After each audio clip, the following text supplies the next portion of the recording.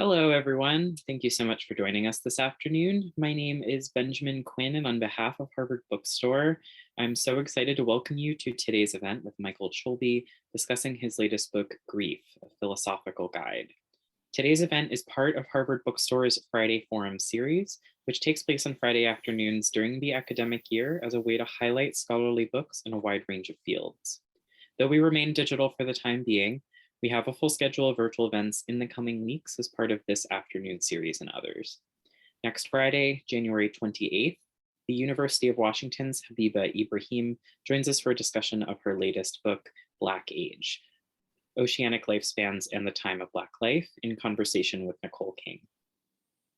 For today's event, we will conclude with some time for your questions.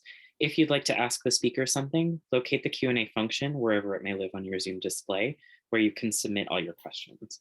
We will get through as many as time allows. If you go to the chat function of this presentation, I will shortly be posting a link to our website where you can purchase your copy of Grief, a Philosophical Guide.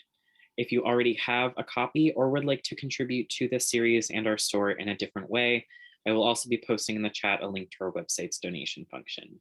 We greatly appreciate any and all support you are able to extend to us at this time.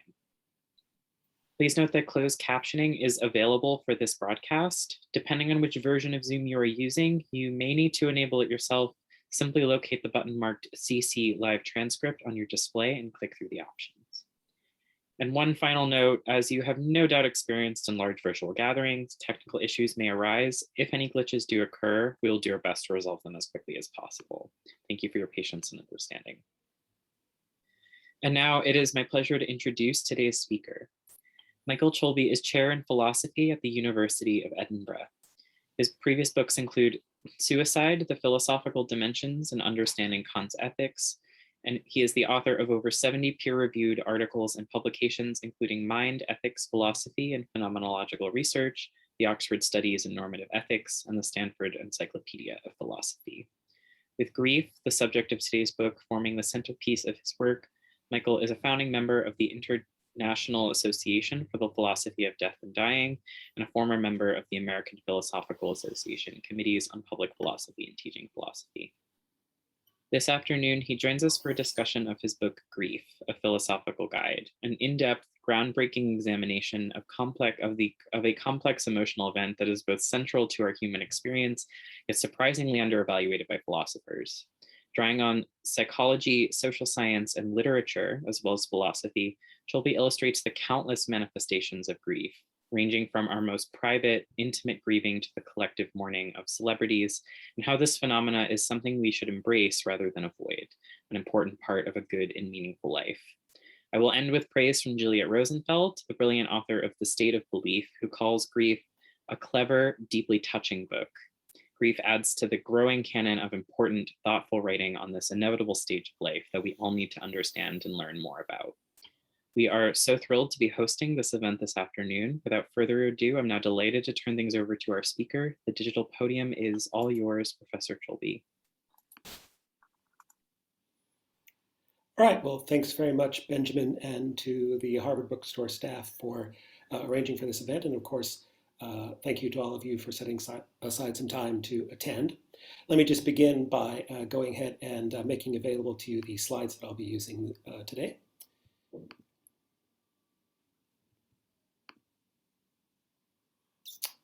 Okay, so I'm hoping that those are visible to everyone.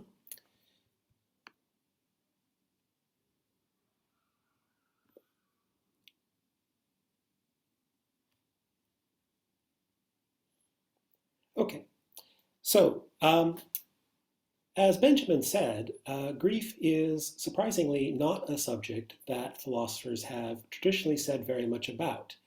And this, I think, is surprising given the importance and centrality of grief experience in human life. So what I want to do today is to introduce just some of the main ideas and arguments of my book. Before we begin, I want to say a little bit also about the cover art for my book. The cover art for my book is, or was produced by a Japanese artist named Matoi Yamamoto. On the slide that you see here, you actually can see Yamamoto producing art very akin to what appears on the cover of my book. But Yamamoto is a Japanese artist who creates work inspired by his own grief that is in fact made out of salt. So what you're looking at both on this slide and on the cover of my book are sort of mounds or lines of coarse salt that he arranges in these complex maze-like patterns. So I selected Yamamoto's work because I think that it actually is a good metaphor for our grief experience, that grief experience is often complex and maze-like.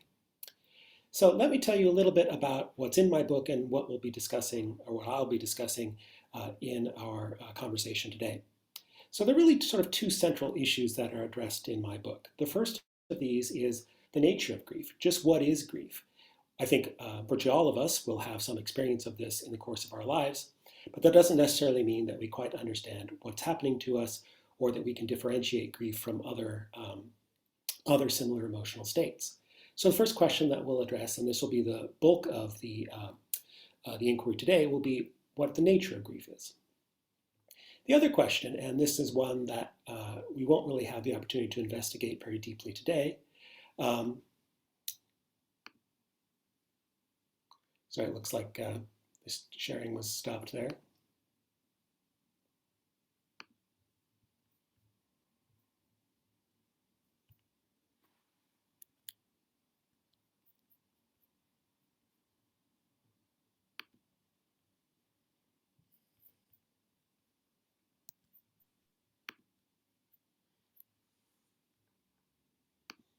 Are people able to see this now? Can people give me an indication of whether you're able to see it?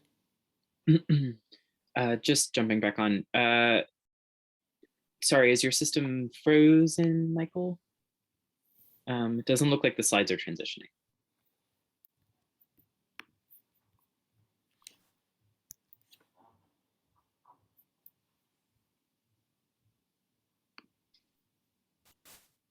Oh, now it's transitioning. Okay. All right. Sorry about that. So just resuming where we were. So again, as I was saying, the second issue that we'll be dealing with is the value of grief, why it might be important or worthwhile to us. We won't be looking at that very deeply today.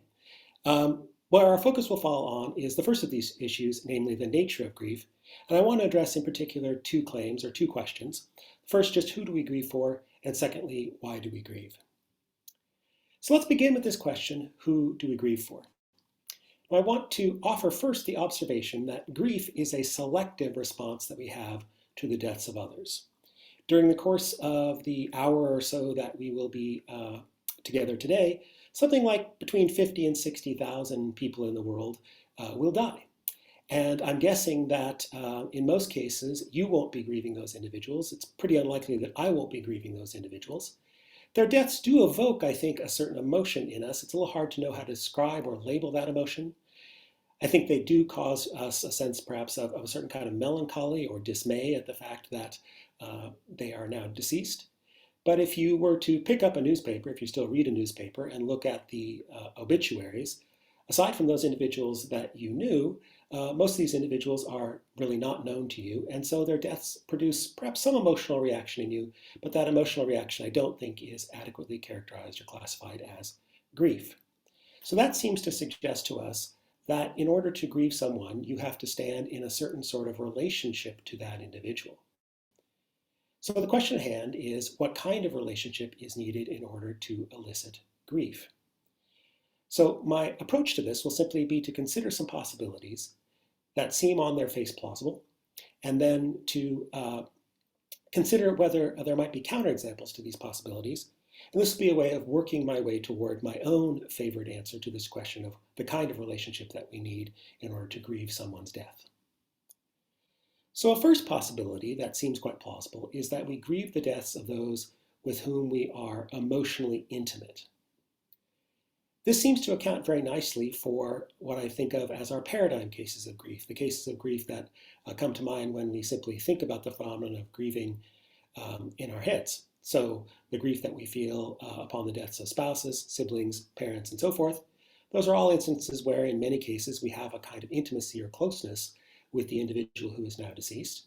So this would seem to speak in favor of intimacy being the defining feature of the relationships we have with those whose deaths we grieve. It's worth noting, for the record, that this intimacy need not be reciprocal. So one particularly poignant kind of grief, in my opinion, is the grief that parents, and in particular mothers, will feel at the deaths of unborn fetuses, due, for example, to miscarriages. Now, of course, this is not a case where the intimacy in question is reciprocal. That is to say, the parents may feel a certain sense of intimacy with the unborn fetus, but the intimacy is presumably doesn't flow in the other direction. That is to say, the fetus isn't yet capable of this kind of intimacy with its parents. Now, the problem with this view, I think, is that it's open to pretty clear counterexamples. I think one of the things that we have seen illustrated very vividly in the social media age is that we can grieve for individuals with whom we are not intimate. We see, I think, people grieving in online fora, social media platforms, Facebook, Twitter, Instagram, what have you, deaths of, say, political leaders or performing artists or authors or painters. I think we saw a worldwide outpouring of grief at the death of Nelson Mandela, who you see there at the top of this slide. Just a couple of years ago, there was several, if you will, internet shrines, online shrines, that were created after the death of the actor Chadwick Boseman, who you see there on the slide, who died at a young age in his 40s of colon cancer. And I can say in my own case that when the Japanese filmmaker Akira Kurosawa, who you see at the bottom of the slide there, died, I did feel something that I think no doubt qualifies as grief. So these seem to be instances where people genuinely do grieve at the deaths of others, but it's grief without intimacy. This is, I think, sufficient to suggest that while many of the individuals that we grieve for are individuals with whom we have this kind of intimacy, intimacy is not essential to grief. Another possibility is that we grieve those whom we love. Now again, this shares with the previous account the advantage that it makes sense of paradigm cases. So typically we love our spouses, our siblings, our parents, and we often will, of course, feel grief upon their deaths, feeling that we've lost someone who is beloved. But once again, I think there are important counterexamples to this sort of position. That is to say, grief at someone's death where you do not love them. Some of these examples are the very counterexamples that we considered earlier. So again, we can grieve political leaders, performers, pop stars, artists, and so forth, despite the fact that it seems to me to stretch credibility to say that we really love them in any sort of deep or robust sense. We may admire them, enjoy their work, think of them as a very skilled craftsperson or very skilled leaders, but not actually love them. Another sort of a counterexample to this view is that it seems possible that individuals can grieve those that they don't love, that are rivals. So I understand that upon the assassination of President Kennedy in 1963, Fidel Castro underwent a period of grief. I think that's rather remarkable when you think about it, since of course Kennedy was also responsible for a number of initiatives in which the US attempted to assassinate Castro. And yet Castro reported feeling a sort of grief at the death of his rival. It's also possible for people to grieve those that they hate or resent. This will sometimes be the case when grief is somewhat ambivalent. So for example, children whose parents were abusive or neglectful toward them nevertheless will grieve at their parents' deaths. Now in these cases, these are, I suppose, examples where of love gone awry, if you will, or a loving relationship that didn't really materialize. But the the children in question seem to resent or perhaps even hate their parents, and yet they grieve their deaths nevertheless. So again, I think that this is a view that is subject to some counterexamples. Another possibility is that we grieve for those to whom we are attached. The philosopher Monique Wonderly has written a very fine article that I much recommend to the philosophically minded and the non-philosophically minded. The article is called On Being Attached. And in the article, Wonderly gives a four-part analysis of the nature of attachment. So when you're attached to another person, Wonderly says, first of all, you long to be proximate with them. You want to be around the person to whom you are attached. Conversely, or correspondingly, and not surprisingly, separation from that person can lead to distress or anxiety. And third, there's a greater sense of security in this person's presence. Finally, the fourth feature of attachment, she says, is a kind of meta feature, that the person to whom you're attached is unique with respect to the first three features.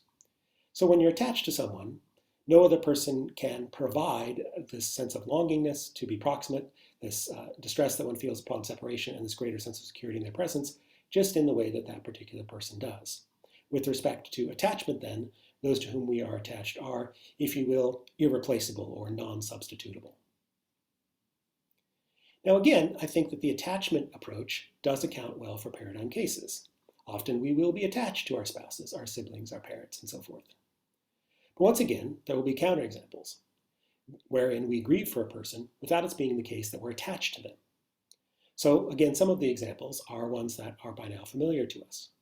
Political leaders, performing artists, and so forth are individuals that we may admire, may hold their work in high esteem, may think that they hold particularly laudable values, but we're not in a real sense attached to them in this robust way. Another sort of counterexample are adopted children, in particular those who never meet their biological parents. So adopted children in some cases learn of or are notified of the deaths of their biological parents and will undergo grief as a consequence.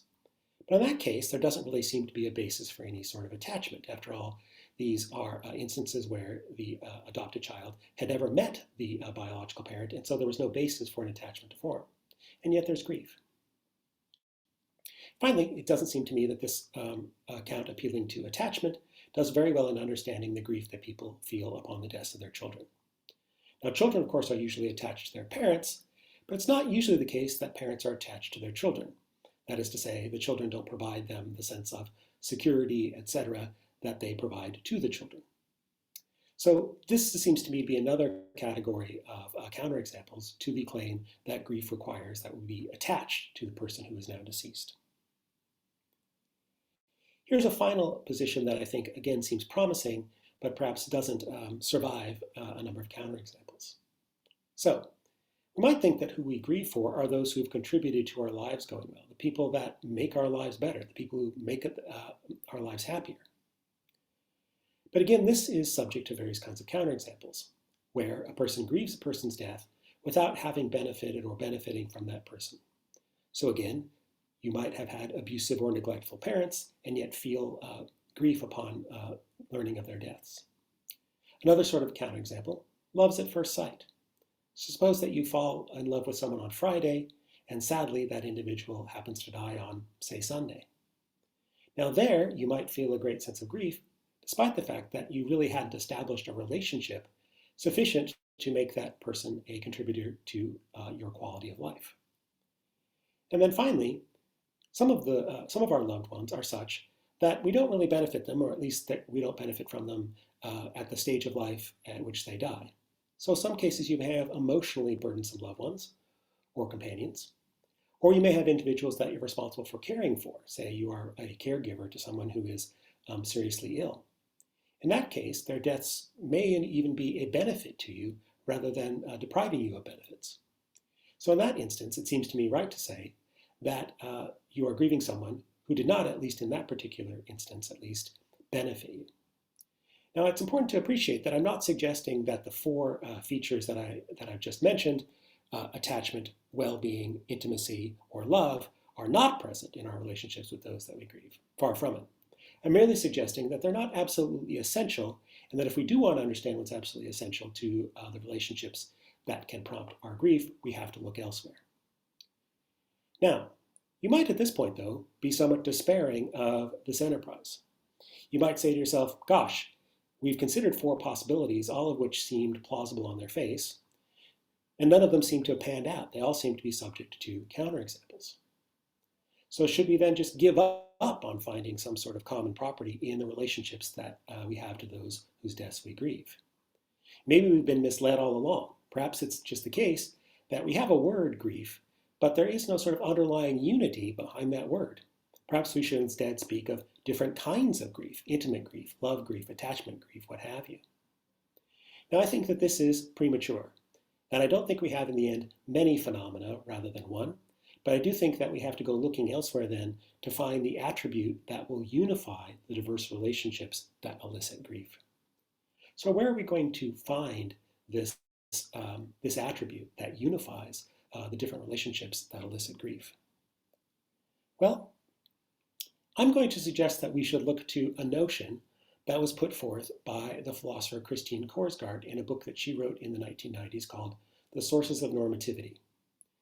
Korsgaard introduced into philosophy a notion that she calls practical identity. And here's a passage where she describes what she has in mind. And I'll just go ahead and read this out because I think the passage is very rich.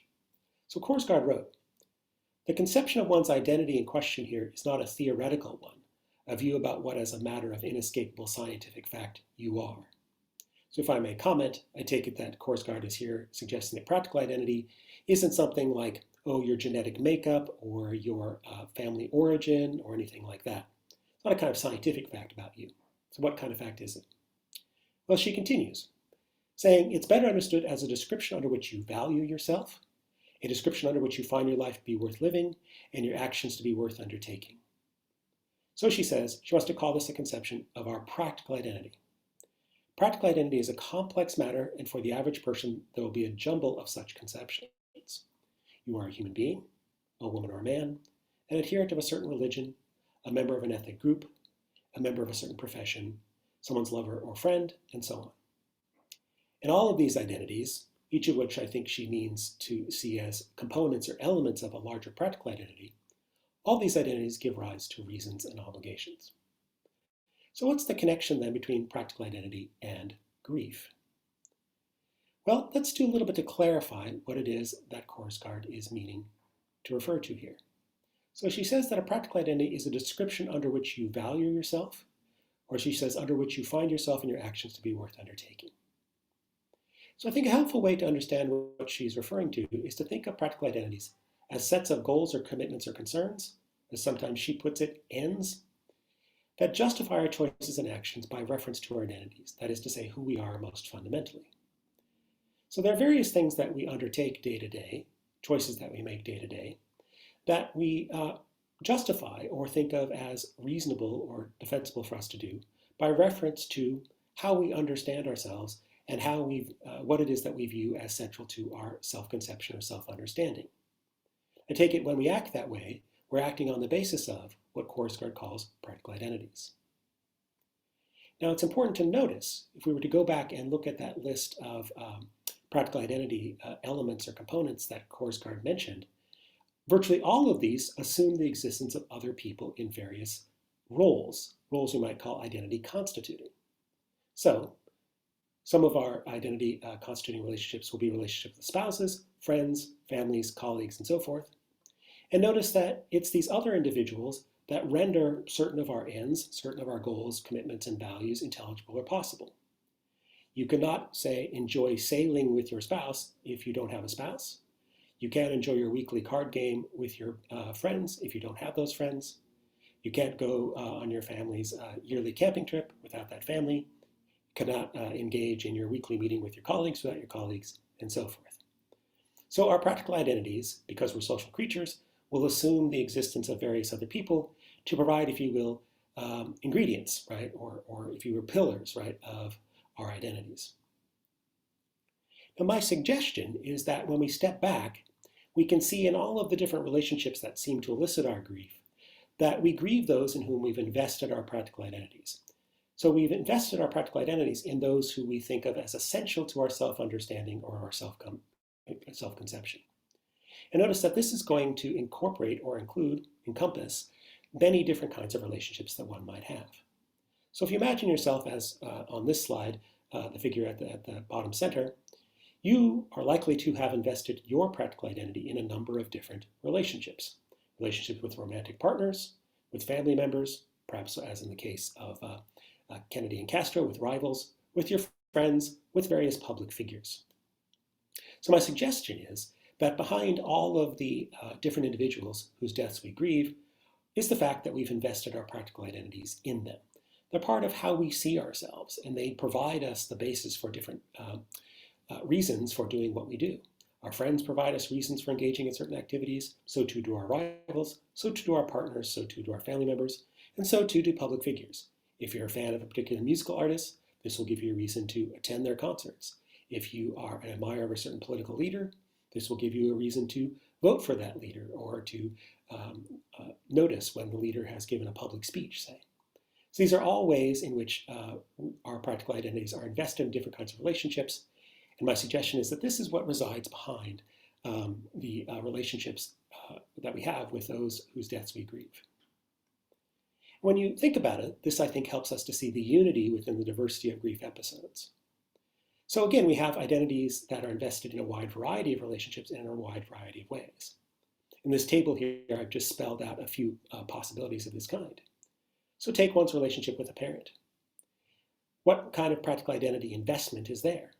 Well, perhaps your parents have made your life go better. I certainly hope so. That seems like an important thing that parents are supposed to do. In many cases, you will have been or are attached to your parents. But this might be different from, say, the role that one's professional colleagues have, or the relationship one has with one's professional colleagues, and how this gives rise to a kind of practical identity investment. In that case, the colleagues may be a source of well-being, but also perhaps a source of, say, shared goals and values. Political leaders will be such that perhaps we've invested our practical identity in a different way. We emulate them, they inspire us, perhaps they lead us to think. So again, we're invested in lots of different kinds of relationships, and the nature of those investments can vary with those relationships. I think this appeal to the idea that we grieve those in whom we've invested our practical identity also helps to explain what I think of as one of the most fascinating and crucial aspects of the grief experience. People will sometimes say in the course of grief, I've lost a part of myself. Now, of course, people don't mean this literally. They don't mean, for example, that they've lost, say, a foot or an eye. But it does seem as if they often feel as if they're undergoing a phenomenon that might be viewed as kind of the emotional correlate of a phantom limb. That is, they seem to be experiencing the absence of something that was there previously. And as such, the deaths of others can generate a kind of gap or crisis in the person's sense of identity. Many bereaved people report that the world and even their bodies feel unfamiliar or strange. And this, I think, is a fascinating phenomenon. It seems to suggest that the deaths of others can lead, if you will, to a kind of sense of disorientation that corresponds with a sort of threat to our sense of practical identity or sense of self. People who are grieving often feel lost or unsure how to proceed in the world because of the death of this person in whom their practical identity has been invested. So my suggestion is that by appeal to practical identity, we can see how another's death can feel, if you will, as a kind of threat or a kind of encumbrance on one's identity. So I suggested that we were going to be pursuing two questions. I'm hoping that I've given what you will think is a compelling or persuasive answer to the first. That first question again is, who do we grieve for? And my answer is those in whom we've invested our practical identities. So let's turn now to the second question, why do we grieve? So, before we get to my answer, we first need to notice that there's a complication in the air here. So if you know anything about academic or scholarly work about grief, you probably know about Elisabeth Kubler-Ross's 5-stage model. Kubler-Ross was actually a nursing educator who developed her 5-stage model on the basis of conversations and interviews, not with persons who were grieving the deaths of others, but individuals who were facing death themselves. Now, subsequent research has, I think, confirmed that the Kubler-Ross 5-stage model, is not generally correct at the level of detail. So you may recall that Kubler-Ross's 5-stage model envisions grief as proceeding through denial, anger, bargaining, depression, and acceptance. But it turns out that a lot of us don't undergo those 5 stages, or perhaps we undergo those 5 and some others besides, or we undergo those 5, but they don't undergo those 5 in precisely that order. So at the level of detail, it doesn't seem that the Kubler-Ross model is particularly accurate to most people's grief experiences. Nevertheless, there is something that it gets right. Grief nearly always involves many different sorts of emotions. It seems to involve paradigmatically sadness. That is the emotion that I suppose we think of as the heart of grief. But it's also not uncommon for people to undergo anxiety, guilt, resentment, confusion, and many other emotions in the course of grief. So I think it's accurate to say not really that grief is an emotion, but rather that it's a process of sustained emotional attention, that we seem to, in the course of grief, go through multiple different emotions, all of which are grounded or oriented insofar as they pay attention to or draw our attention to the individual whose death we now grieve. But notice that this seems to complicate our why question. Now, what seems to be at hand, or what we seem to be asking now is, how could it be that all of these different emotional conditions that we go through in the course of grief, how is it that all of these are, if you will, unified? What is it about the death of someone in whom we invested our practical identity that could explain or justify the whole emotional process of grief, including all of these constitutive emotions? Well, I want to start by putting forth something that I hope will seem pretty uncontroversial. It seems to me that the natural thing to think is that grief is justified as a response to loss. Now, the question then is loss of what exactly? So as before, I'm going to consider some candidate losses and see whether these hold water. And as you'll see, I think some candidates that seem promising, in fact, succumb to counterexamples. So one thing that you might think that is at the heart of grief is that we grieve for the fact that death was bad for the person that we grieve for. On this sort of view, we're grieving for what they lost by dying. Now, this doesn't seem to me to be wrong-headed. After all, when we grieve, very often we feel a sense of sorrow, yes, for ourselves, but also for the deceased person. We feel a sense that perhaps their life was cut short, that had they lived longer, they might have enjoyed various sorts of good things in life that death precluded.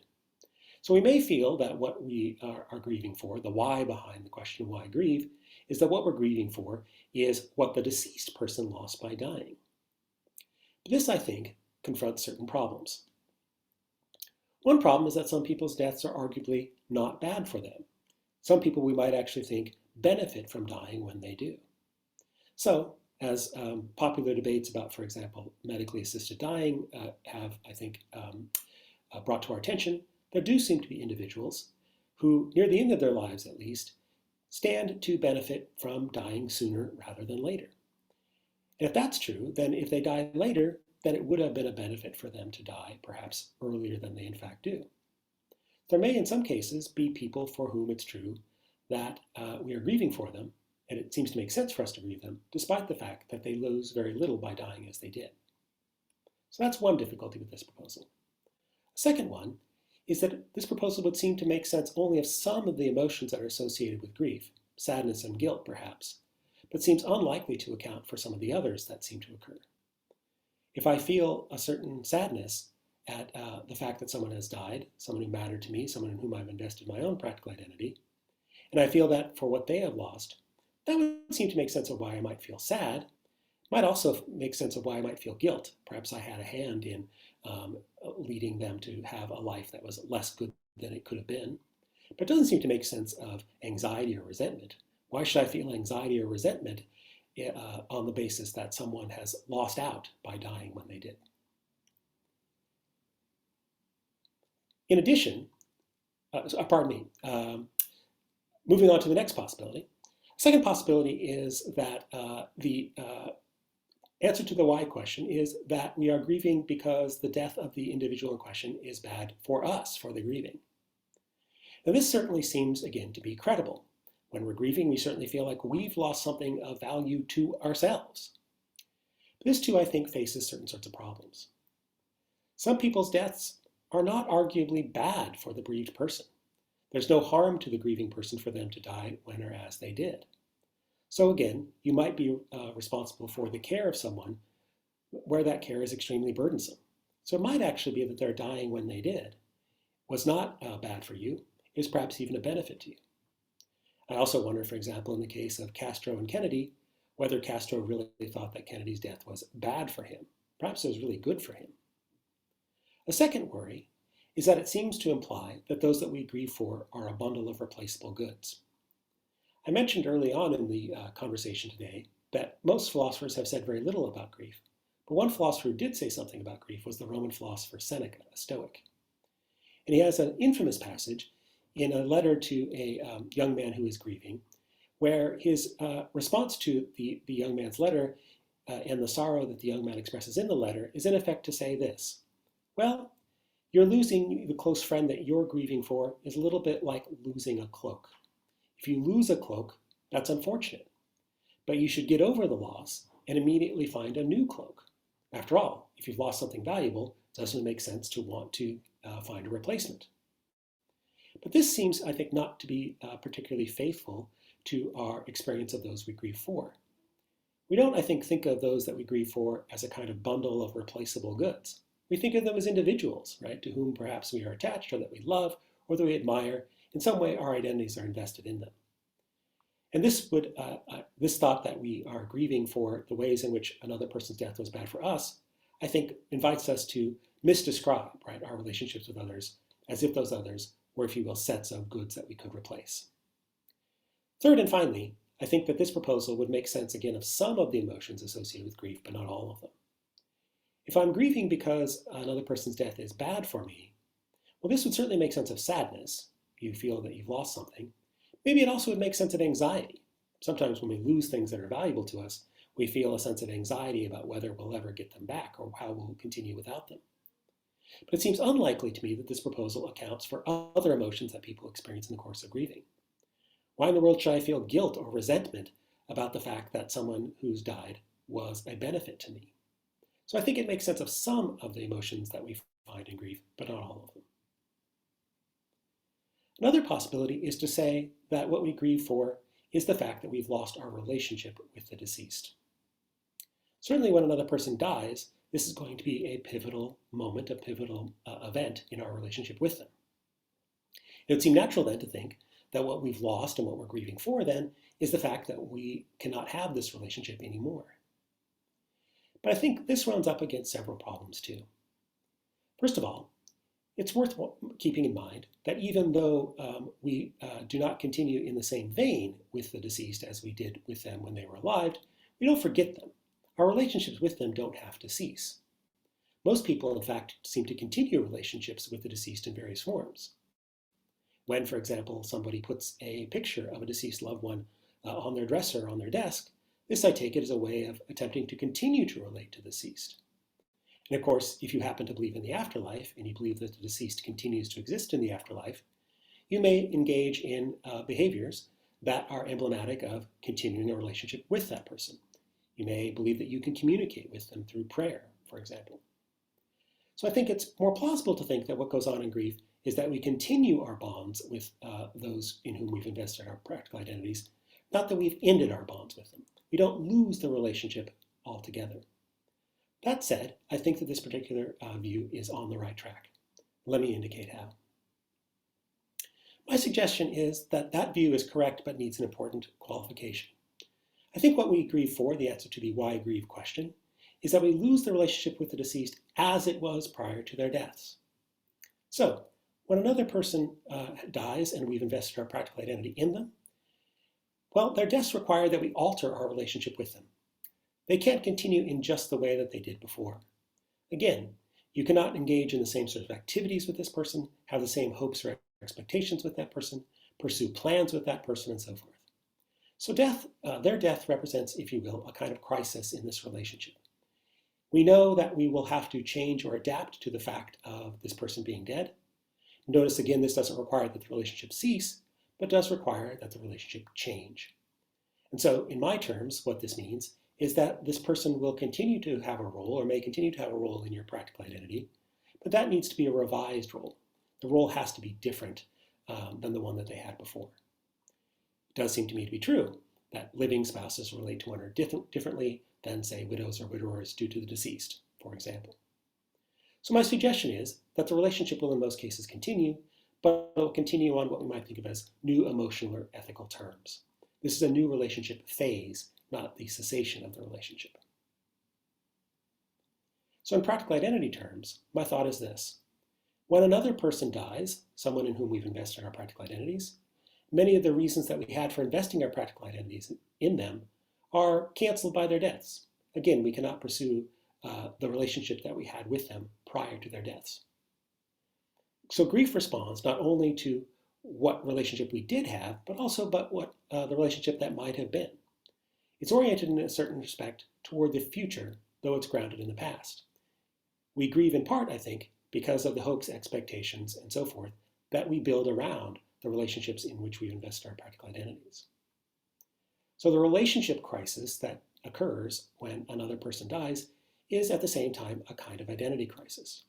You may remember I referenced earlier this fascinating feature of grief, that grief often seems to feel like a kind of identity crisis. that we don't seem to recognize ourselves, don't seem to recognize the world that we're operating in. And I think that this particular answer to the question of why we grieve, namely that we have lost our relationship with the deceased as it was, helps us understand this phenomenon of grief as a kind of identity crisis. So the picture that I want to offer looks something like this. Prior to the death of the person in whom you've invested your practical identity, you have a relationship with them that, if you will, leads back into the past. At the point of their death, you have to fashion a practical identity that will incorporate the fact of their death and whatever aspects of your relationship you wish to salvage into your new practical identity going forward. And my proposal then is that this accounts for a lot of the emotional texture of grief episodes. One of, I think, the few instances where a philosophically minded individual, perhaps you call them a philosopher, really wrestled with their own grief was C.S. Lewis in his memoir, A Grief Observed. This is a memoir that Lewis wrote in the early 1960s after the death of his wife, Joy Davidman. I should mention that it's interesting to note that for various reasons, Lewis opted not to have A Grief Observed published under his name during his lifetime. It was only published under the heading C.S. Lewis after his death. But he wrote there, I think, in a very poignant way, a passage that reflects very nicely my own thinking about how we should think about the place of grief in our relationships. He wrote, "Grief follows marriage as normally as marriage follows courtship or autumn follows summer. It's not a truncation of the process, but one of its phases. Not the interruption of the dance, but the next figure." So again, I think what we're trying to do in grieving is we're trying to figure out how to move forward, given that a relationship in which we've invested our practical identity can't continue on the same terms. And this, I think, accounts for a good deal of what makes grief such an emotionally taxing and emotionally arduous phenomenon. So, what's happening in the course of grief, on my view? Well, we've invested our identities in another person, they die, and we undergo various kinds of emotions. My suggestion is that what's going on in the grief process is that we are recapitulating or re-experiencing emotions associated with the pre-mortem relationship. So take, for example, very complex relationships, such as the relationships between parents and children. When our parents die, it's not uncommon for us to have many emotional reactions in response. If we feel sad, that's perhaps because we felt a sense of attachment toward our parents. Perhaps we feel a sense of guilt because we feel that we did not treat our parents as well as we could have sometimes. Perhaps we think that our parents did not treat us as well as they could have sometimes, and we feel resentment and so forth. But the emotions that we undergo then in the course of grief experience, in the course of grief episode, are going to vary depending upon the nature of the relationship and how we've invested our identity in it. So, to recap our two questions, who do we grieve for? Whose deaths is it that we grieve? Well, I think we grieve those in whom we've invested our practical identities. And why do we grieve? Well, because I think we've lost the relationship that we had with the deceased prior to their deaths. Notice this doesn't mean that we lose the relationship in its entirety, but rather grief challenges us or prevents us opportunity to establish that relationship on new terms that reflect the fact that this person is no longer with us. So with that, I will go ahead and conclude, and I appreciate your time very much. Thanks.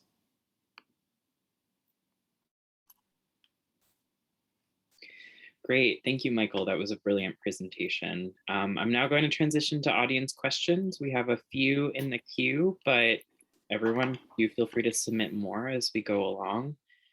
I'm going to start with this question just because you began with it. You mentioned, Michael, that grief remains an under-discussed subject in philosophy. Why do you think that is exactly? To be crass about it, you should read the opening pages of Grief, a Philosophical Guide, because that's actually where the book begins. But maybe I can drop down some breadcrumbs that will entice people nevertheless.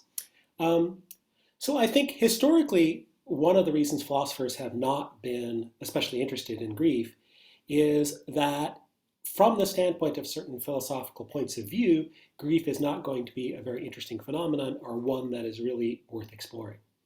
So I think we see, for example, in a lot of the ancient Mediterranean philosophers, the Greek and Roman philosophers, and also to some extent in Chinese philosophy, the belief that the best human life is a life that is self-sufficient, right? That to the extent possible is not dependent on things outside of our own minds, our own resources, our own capacities.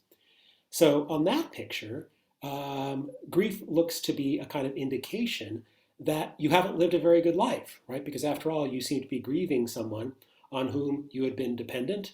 That it's an indication that you are vulnerable emotionally to the fact of their death. You feel these intense emotions at their deaths. So if your view is that the best human life is one that is self-sufficient and kind of invulnerable to contingencies outside of the self, you're likely to view grief as, well, somewhat shameful, right? As kind of indication of a sort of deficiency in human nature, and perhaps not really worthy of investigation. It would be sort of akin, I guess, to philosophers investigating mud or some other low unseemly thing. That said, I think that the tenor of much recent philosophy of grief, there's not a great deal of it, but there's a little of it, I think is much more positive. That is to say, most of the philosophers who write about it today, I think, have a more friendly, right, view about grief. Certainly, one of the themes of my book is that, of course, grief is a response that we have to, something that's not great, right, or at least something that's troubling about human condition, that other people that matter to us die. But it's nevertheless, grief is nevertheless a kind of resource, an emotional resource that we have that we can use to put our lives on in a way a firmer and better footing. So for the next question, I'm going to sort of take two questions in the queue and kind of meld them together, because we have two questions that are a little bit more about grief when it comes to the loss of a relationship, less focused on death. So I'll just read this question. The definition of grief is often relegated to loss as death. How would you further discuss grief as other different types of loss, like loss of versions of self or loss of relationships that don't end in death? Great. So one of the things that I think I have been targeting, right, in my own work is to try to situate grief of the sort that we were discussing today, the grief that results from the death of others, vis-a-vis what you could call other forms of grief, but I think at the very least we could certainly think of them as other kinds of trauma, right? So when you look at my account of grief as a response to loss of relationship that we have with others, there's of course other kinds of losses that we can incur of that kind that don't involve their dying, right? So there's divorce and breakups and estrangements from people and that sort of thing. So my thought there is that I want to put my own account of grief, which is primarily, though not exclusively, focused on grief resulting from the deaths of others, on a kind of spectrum or continuum. I think it's similar to, right, these other kinds of traumas, but at the same time, I think it deserves special attention in its own right. Why is that? Well, I think that the grief that we feel at the deaths of others has some distinguishing features to it. For one thing, the deaths of others, I think, have a kind of finality that those other kinds of relationship endings or relationship transitions don't have. I like to point out to people that, right, it was Elizabeth Taylor and Richard Burton. I can't remember how many times they got married and divorced, right? Was it 3 or 4? I can't recall. But in any case, that's sort of illustration that, even the relationships that we think are too far gone maybe aren't, right? Maybe estranged people can make up and so forth. So I think that the case of grief resulting from the deaths of others has a greater finality. I think also it leads to a bit of a shiver, right, if you will, down our emotional spines in a way that maybe these other kinds of traumas don't. After all, I think one of the things that happens when we're grieving the deaths of others is that we experience a powerful reminder that all of the things that we care about are vulnerable and contingent and open to being destroyed, right, by facts outside of ourselves, right? And that includes even us, right? It's a powerful reminder that we ourselves are vulnerable and will eventually succumb to the very fate, right, that has led us to grieve in the first place. So I want to situate my own account of grief in response to the deaths of others along that continuum, but also at the same time to perhaps suggest it's got some distinguishing features that justify our putting it front and center in our conversation. Yes, the mortality angle was something that another questioner had asked about, so thank you for answering that as well. I want to transition to this question that's sort of asking about the ways that nostalgia relates to grief. So does nostalgia relate to grief at all, specifically the way that grief can powerfully alter our memory of events, casting them in a better light? Ooh, that's a very interesting question. right? So, I mean, nostalgia's got one of those words with a great etymology, right? A painful wound, or sort of pleasant wound, right? Um, so, so later on in my book, what I argue is something like this. One of the things I think is most curious about grief is that on the one hand, it's really bad. It's probably emotionally speaking, probably the most taxing, vexatious state that human beings can go through. Um, in the 1960s, a pair of psychologists who study stress tried to create, or did create, a scale, right, of life stressors. And what they found was that the deaths of spouses, right, is the greatest stress that we can undergo, and so they just indexed that to 100 on their scale, and then the next thing down was like at 76. I think that was like long-term unemployment or something like that. And even your own brush with death, right, is not as stressful as the stress you feel when you're grieving the death of a spouse. So grief is very, I think, emotionally difficult. It involves a whole bunch of states that in everyday life we wouldn't think are a good thing. Sadness and anxiety and worry and a lot of other emotions that we ordinarily say no thanks. Right. At the same time, though, grief doesn't seem like the sort of thing that we should want to expunge, right, from our lives either. Right. I think someone who doesn't grieve, I think, is missing out on some crucial experience, something that's definitive of our human condition. To give a literary example, Marceau, right, the protagonist of Camus' novella *The Stranger*, right, seems incapable of grieving. Right, it's interesting that that's a book that has a lot of gestures at the topic of grief. But I think when I read that little book, I don't think, "Wow, lucky bastard, he can't grieve." I think, this is pitiable that he can't grieve. So what I end up saying to kind of resolve this tension, which I call the paradox of grief, is that I think grief is a kind of opportunity for self-knowledge or self-understanding. The question was about nostalgia, and in particular about nostalgia that distorts our memories of the past. And I worry about that because that seems to me actually to be an instance where perhaps what would result, or what has resulted from a person's grief process, is perhaps not a truthful relationship to the past, or a truthful relationship to the relationship that they're grieving. This isn't to say that all nostalgia is sort of toxic or pathological or something like that. But if nostalgia becomes this way of perhaps selectively, right, remembering the past, then I think that it may be a way of or a technique that stands as an obstacle to what I think of as the good of grief.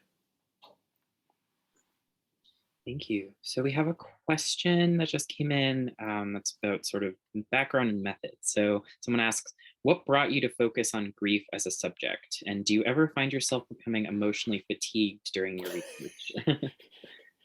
Emotionally fatigued. Well,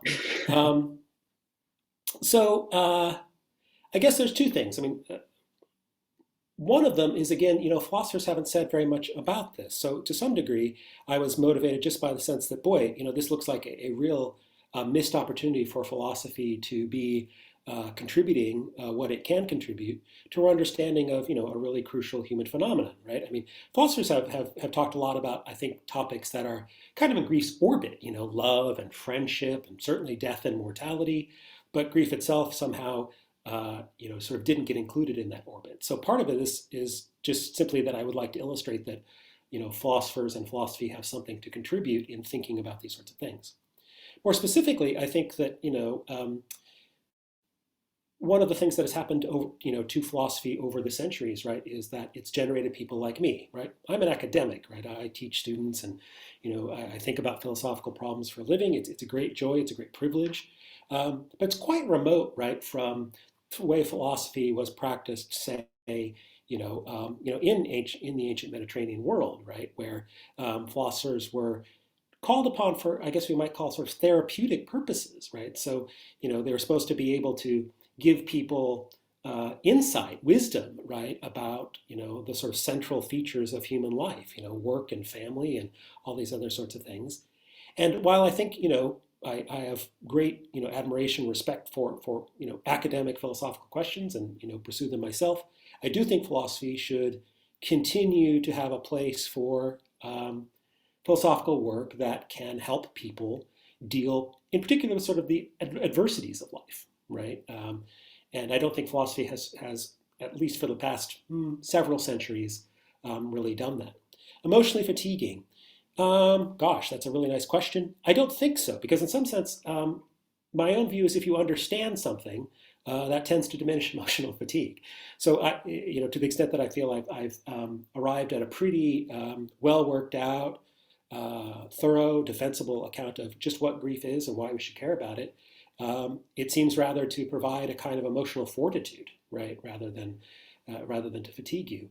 I think if we know what's happening to us, right, and we have a rich, robust understanding of it, then very often that provides us a kind of strength, right, to deal with whatever might come our way. So I think this next question might be our last, and it's a bit of a heavy one. So someone asks, how does grief work when we are grieving something that affects us as a species? In particular, I'm thinking about COVID.